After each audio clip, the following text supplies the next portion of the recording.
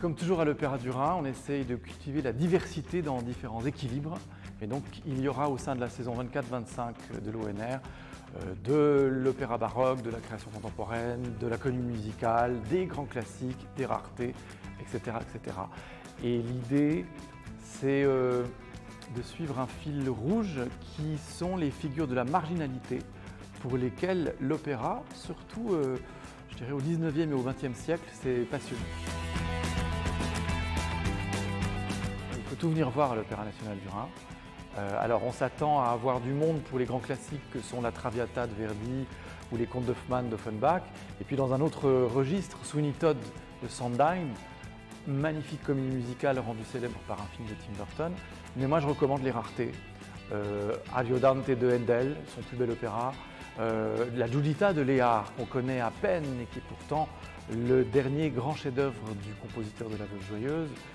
Ou encore une création mondiale, commande de l'Opéra national du Rhin, et qui, je pense, va intéresser beaucoup de monde, c'est Les Trois Brigands. Donc un opéra de chambre porté par notre opéra studio, des jeunes artistes, mais c'est une commande que nous avons passée au compositeur Didier Puntos, d'après le fameux livre de Ungerer. Alors accueillir tous les publics dans toute leur diversité, ça passe d'abord par la programmation qui est très diverse, très contrastée, il y en a pour tous les goûts, mais ça passe aussi par un grand travail de médiation, de communication que nous faisons à travers nos outils internet, nos publications, et puis aussi le travail gigantesque accompli par notre service Jeunes Publics et Médiation, qui travaille avec plus de 18 000 jeunes chaque année. Cela passe aussi par une politique tarifaire qui s'efforce de rester accessible.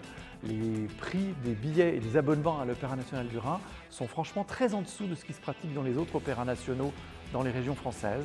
Et on y tient beaucoup, on y travaille, c'est une vraie lutte par les temps qui courent, mais ça participe, je pense, au fait que nos spectacles sont ouverts à tout le monde et qu'on essaye d'enlever les obstacles qui pourraient se dresser entre les spectateurs et nos productions.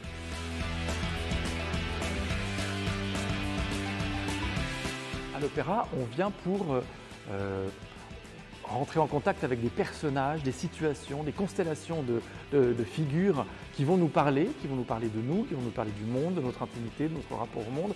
Et tout cela est porté, augmenté, j'ai envie de dire, par la musique qui donne une dimension encore plus émotionnelle aux histoires racontées. Et les émotions, on en ressent tous. La musique s'adresse à tout le monde, elle ne nécessite pas de connaissances préalables en fait, pour toucher, pour nous émouvoir, pour nous amuser, pour nous inquiéter parfois.